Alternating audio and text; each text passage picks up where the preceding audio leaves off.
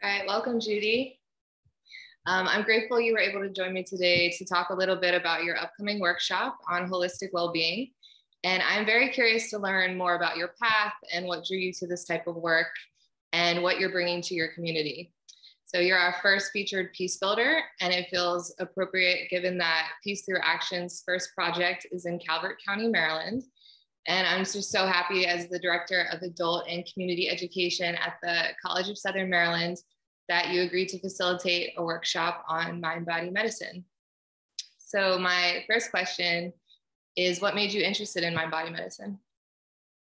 Thank you, Jessica. It's great to be here. I appreciate the warm welcome.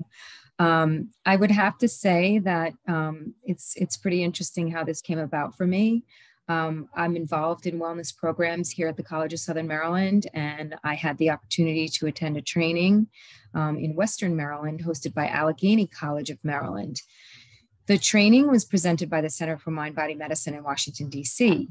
So spending 2 sessions there doing the training was an eye-opener for me. As a young adult, I experienced anxiety and depression. Eventually, as I got older, I had some gut issues that arose from that.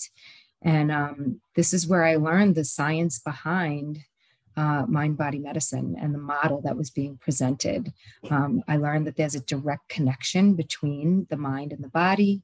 And there's evidence out there that we can heal ourselves physically and mentally with the right tools and techniques. So the fact that you can focus better, sleep better, those are added bonuses. But again, it ties into your overall health and well-being. Yeah. So that's amazing. What made you want to become a practitioner and bring it back to your community? Just the experience that I had and experiencing for myself what it feels like to be in a calm and relaxed state.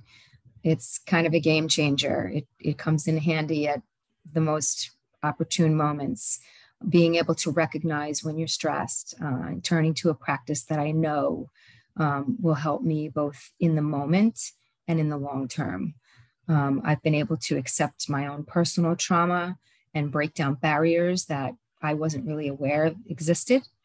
And I was able to heal my heart and just become much more intentional about everything that I do, from my work to my relationships, friends and family. The personal experience that I had, I just want to share it with anybody who's also willing to try it. Yeah, that's beautiful. So how are these tools helping people at the College of Southern Maryland? So CSM has hosted 3 one-hour workshops with students, faculty, and staff, kind of a mix along the way.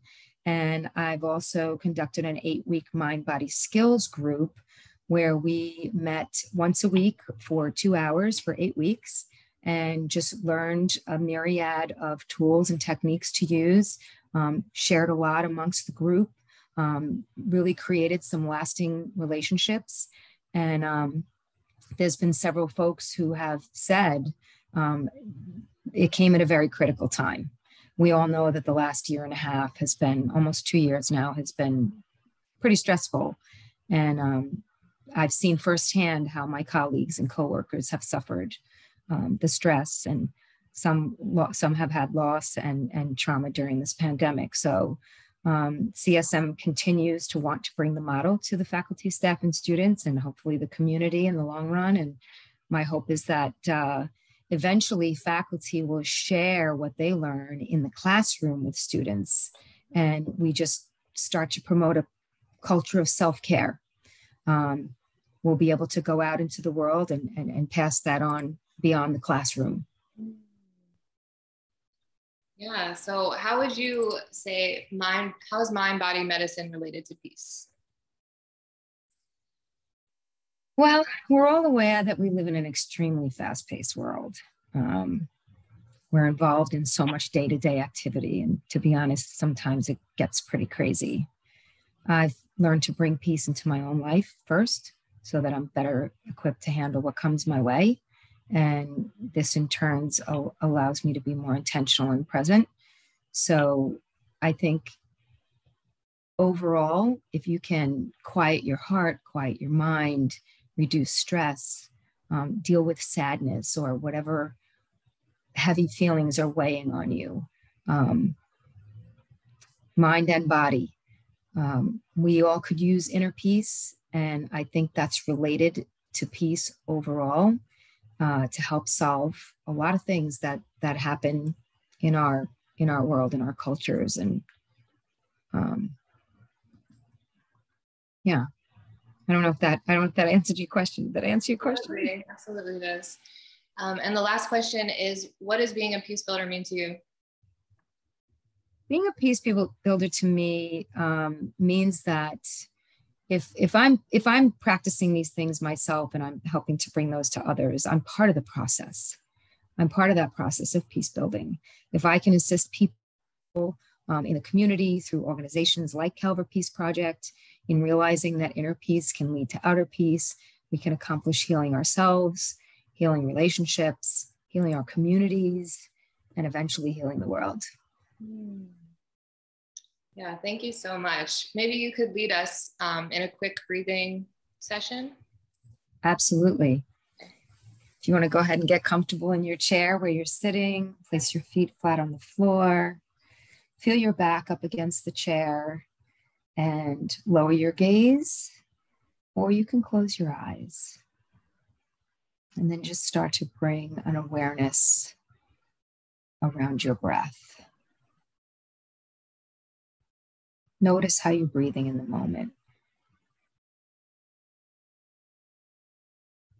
And then just begin to deepen that breath by inhaling through the nose, filling the lungs full of air, expanding the belly, and then exhaling fully.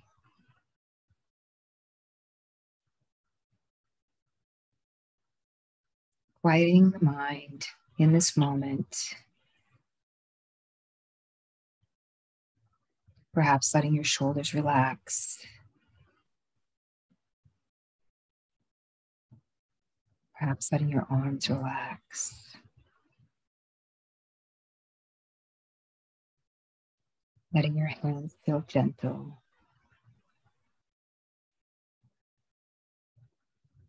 Inhaling deeply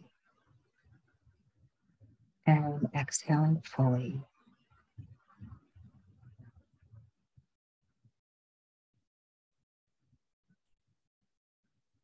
And just reminding ourselves that we're bringing our breath in to help us relax and find peace in this moment.